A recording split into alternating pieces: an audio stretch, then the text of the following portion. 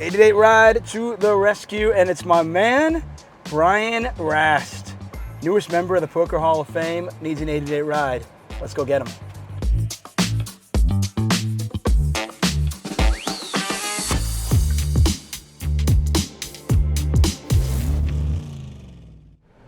Every summer, thousands upon thousands of poker players descend upon Las Vegas in hopes of winning millions of dollars and fulfilling a lifelong dream of winning a World Series of Poker bracelet. Not many of them have the thought of maybe one day making it into the Hall of Fame. But the guy sitting next to me, Brian Rasty, or as I affectionately call him, Rasty, is in the Hall of Fame.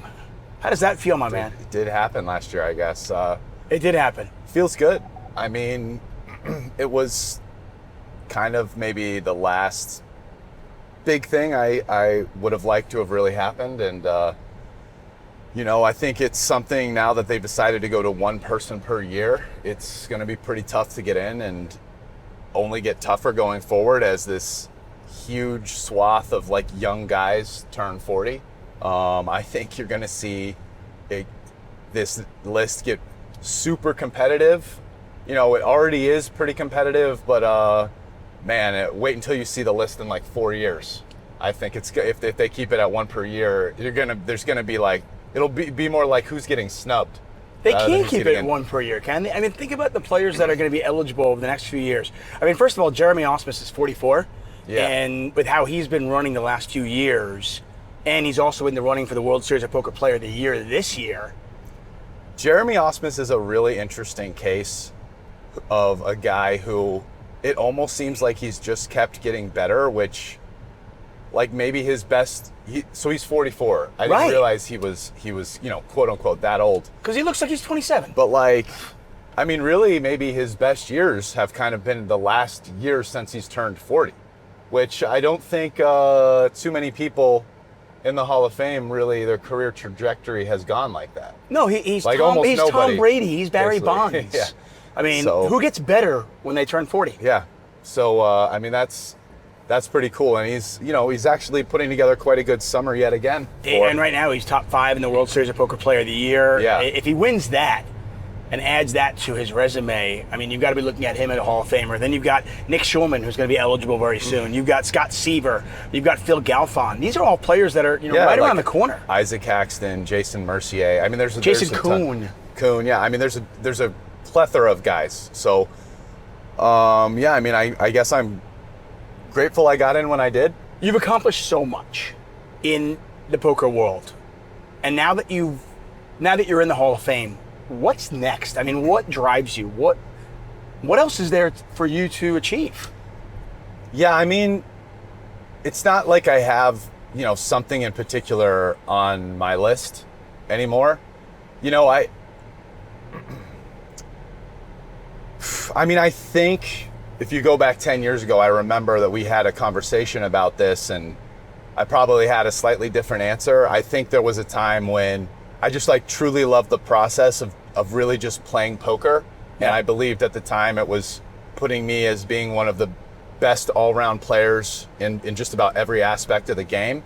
And I'd say modern poker has changed a bit with the advent of solvers. And so becoming truly great at poker is not the same, but is starting to converge a little bit more with other games like chess, where studying is very important.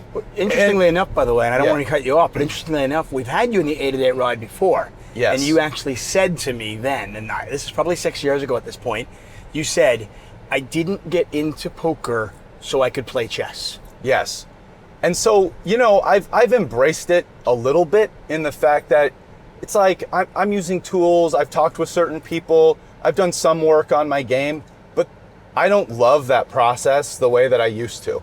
I used to love just going and playing and really thinking deeply about all the hands, occasionally talking to people, doing a very light amount of studying, very light, but something, watching a few videos here or there. And I feel that's no longer the 100% most efficient process to staying great. But, So you're saying that there was a day where you could sit around with your buddies and talk poker. That wasn't even most of what I did. Most of what I did literally was just play, and I was very thoughtful about how I was playing, and I would look up probabilities or whatever and think about it. But then it'd be like, if I had an interesting hand, I might ask a friend. But I'm just saying, the process was very much driven on my own play and deep thinking.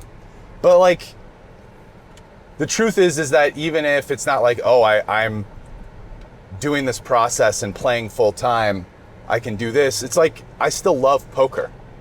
I love playing, I love competing, and I'm still very driven. When the World Series comes this summer, I've been kind of got back. I don't play full time anymore, right, year round, but I have been this summer in the WSOP.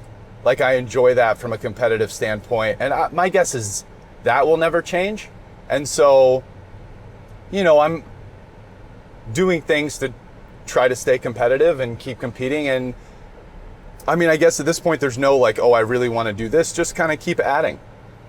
Try to keep. I always want to keep winning. It's competitively, if I'm going to do it, I don't like playing and losing. Actually, it's funny this summer, when I talk to athletes about this, and I've been fortunate enough to interview a few of them, and they, maybe they've won the Super Bowl or they've won the Stanley Cup a few times. They're getting on with their career, and you ask them, hey, what's next?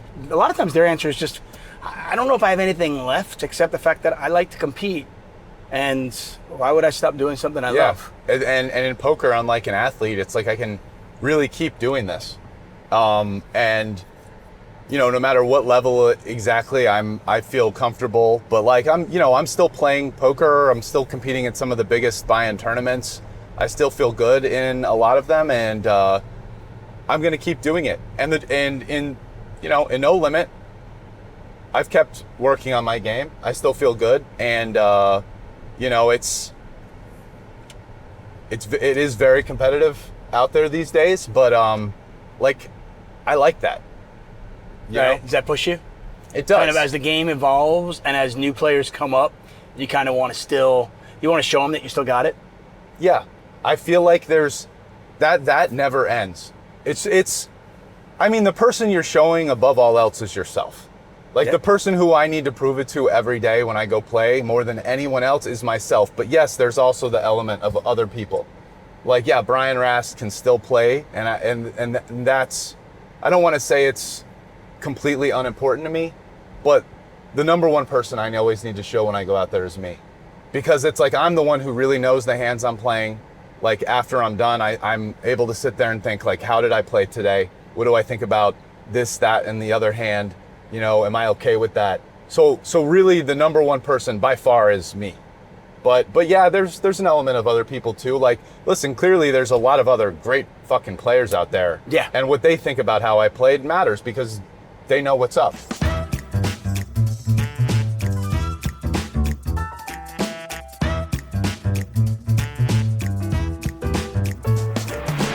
Talk about commentary for a second, because you and I actually became friends through the commentary at the World Series of Poker many, many years ago. That's how I got into it. This guy right here. You would jump in the booth with me, and we had so much fun, and I just love kind of picking your brain and climbing inside, and I learned so much, and we become friends through that. But yeah, Triton, and they do a great job. Shout out to Triton.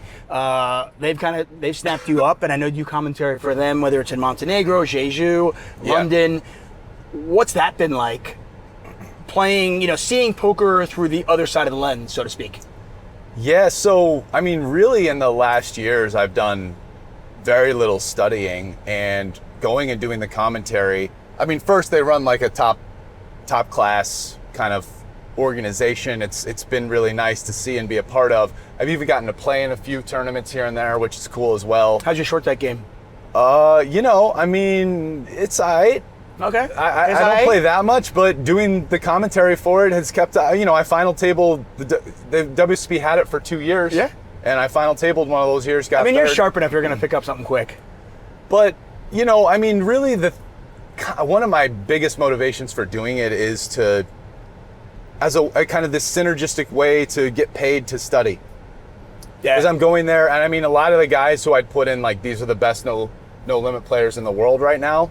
especially for tournaments, like they're there at Triton. Like Kuhn, Petrangelo, Mikita Badziakowski. Yeah. You know, you could keep going on and Ike. Yeah, I just named like a big handful of guys there. And it's like I get to go in the booth and just watch them make decisions in spots. Okay, I'm going to put you on the spot. Yeah. Who's the best? I say the person who, at No Limit Holdem specifically, if you had to give me like this is the guy you can just You've got to buy back a him. piece of. Yeah, you've got I'd it. probably take Chidwick. And he plays all the games, so is he the best all around then? I don't think he's quite as strong at many of the other games as No Limit Holdem, but he's a great all-around player. Right. But at No Limit Holdem tournaments, I mean, he's a great all-around player, but No Limit, at No Limit tournaments, he's probably the guy I would pick. You got $100,000 burning a hole in your pocket. He's the one you're but backing. him. I mean, recently Adrian Mateos, like watching him, like he's an interesting cat. He has a style that's like. One of the things about a lot of the guys is some of the, even the very best guys seems to have some things that are definitely more their strengths and maybe things that they don't use as much. But yeah, so Chidwick, but Mateos, Kuhn are up there. What in a world of solvers and GTO and, all these players have the same resources, right? What differentiates the top ones from the ones just below? Yeah, I think, so listen, there's this idea of, okay, the solver in this spot says like, this is the GTO solution. And you can look at what it's based on in terms of this guy does this and this other guy does this and this guy does this. But like in real life, players, even really good players, don't play like a solver. So I think some of the really best guys, I think there's this misconception that some of these really good guys are just like, oh, they're just basically spitting back out what a solver tells them to do.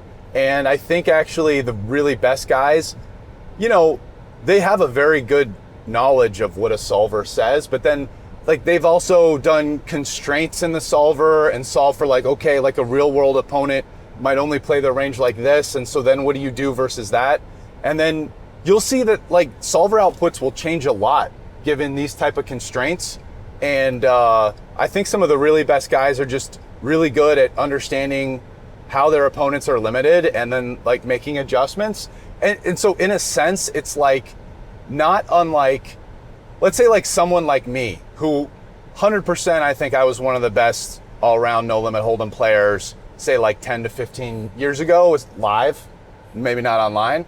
But like one of the reasons why is because was very good at very quickly kind of figuring out what my opponents were maybe doing wrong and exploiting it. Right. And it's like some of these guys are doing that, but it's on like a more technical level based on a much deeper like theoretical understanding of what like the game theory optimal solution is, and then like how to adjust against opponents that like basically aren't doing that.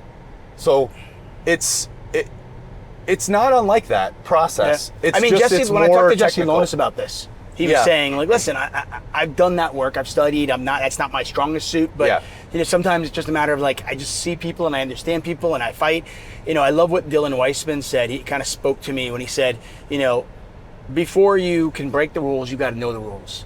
And the best players out there are breaking the rules, but they know them. Well, see, that's yes. And that's exactly what I said in a much more, he said it in a non-technical way. Right. But, like, if you want to say the very best guys, like that's what they're doing. There is a level of guys who are very good players and maybe they don't understand the rules as well, but they're still good at exploiting, right? But like, if you want to talk about the absolute best guys, like they also have the technical knowledge, but then also know how to break the rules and in the right times to do it. You know what I'm saying? Yeah. So it's, and then you have Phil Ivey, who knows the rules. It's like I think like there's levels to this shit. Yeah, no, for sure. Okay, I want to turn our attention back. Ivey's an interesting case of a person who gone through personal things and whatever, has stepped away from the game, he's come back. I feel like Ivey has been on this path for the last 5 years of just like slowly improving. Like Ivey is one of the best talents to ever play the game. And, you know, my guess is he's probably doing a little bit of work here and there, just like me. But then you're adding that to somebody who's naturally really talented, and it's like, listen, man, like I've had someone like I paid someone this and that to come and like, okay, like talk with them for an hour and break stuff down. Like if you get the right knowledge distilled, it's like I'm pick up shit real fast. Right. Because I'm like a really, really naturally talented poker player who understands a lot of things on a deep level. And if someone just breaks down some theoretical GTO concepts, whatever, and especially with the right ways for you to remember it, like you can kind of like scoop up that knowledge real efficiently. Right. Who learns better? And I've seen this, like, there are some kids who are really good students and just learn really quick. And then there are other kids that don't learn. And then I think for a lot of people also a matter of like, how do you learn, right? Some people learn by doing, some people learn by watching, some people learn by reading. How do you learn? And for you, obviously, you soak up the knowledge. I played with Ivy all the last 5 years. And he's been, in the last couple years, he's kind of been getting better every year. And I think you're starting to see that play out a little bit. Like he's final tabling shit in this WSOP. Won his 11th bracelet. Anyway. He finally, he pulled away. He finally pulled away from, the bevy of players that had Which is cool, man. I'm happy for him. Yeah. I'm happy for him. He's also, by the way, in the running for the World Series of Poker Player of the Year. Yeah. This year, which would be pretty crazy. Ivy's a good dude. Okay, I want to turn our attention back to the World Series of Poker, Player of the Year, all these different things. How have you seen the World Series of Poker change? So, I don't feel like the WSOP, like live in Vegas, has really fundamentally changed all that much. It's gotten a little bit bigger. There's more tournaments. Can they add more bracelet events? But same kind of thing where it's like really the only tournament series. It's the biggest tournament series in the world. They host the biggest live tournaments. Really, I mean, not that there aren't other like one-off examples of really big tournaments, but not just like every other day at the WSOP, and yeah, for 7 weeks straight. It's a little bit, can feel a little bit like a factory in there because of that, compared to some other like high stakes venues, but they're trying to do something else. And I appreciate what the WSOP does. I also love the fact that it's like all the games are there. And it's like just where I'm coming from as somebody who spent time playing all the games. I played in Bobby's room. I really love just playing all forms of poker. I love mix. Like, I love the WSOP. Like it's like poker isn't just No Limit Holdem. Like, yeah, No Limit Holdem is a beautiful game, but like, so are a lot of the others. And it's pretty cool, by the way, because to me, like, a lot of, there's obviously so much other out there, Triton, WPT Globe. Yeah. There's all sorts of things, right? Yeah. But, when I saw Chris Unikin win a bracelet, on what was the anniversary of his parents' death, and he just talked about how, the last year was so hard for him, and he won that bracelet, and it's just, you see right there what it means. There's still the aura of winning a World Series of Poker bracelet. I mean, if I was going to give advice, the biggest thing that I think has changed is that the WSOP has gotten into this mindset of like expansion. And, it's their business and they're entitled to do what they want. But to a certain extent, I do think that like, oh, hey, like WSOP Europe and Asia and like this online circuit here and LA before and we're just counting all, and like the online stuff, we're just counting all these as bracelets. I feel like it does cheapen the idea of winning a bracelet just a little bit. Like the bracelet, it's like the WSOP has this golden thing of like, you come to Vegas, it's the 7-week-long biggest tournament series thing. Most of the tournaments are going to be... You don't like the $800 flip and go for a bracelet? I don't like the like $300 online or like $1,000 online that gets like 250 players and it's done in one day and it counts the same as... I just feel like, call those rings, right? Like they have the circuit rings, or call it something else. And circuit rings, by the way, are awesome to win too. Yeah. Just different. But I just think like maybe keep the bracelet, like you coming to Vegas to compete for the 7 weeks, and there'll be over 100 bracelet events or whatever it is. So it's not like there aren't opportunities. But you want to play a $1,000 buy and no limit event, you probably got to go through 2,000 people or more.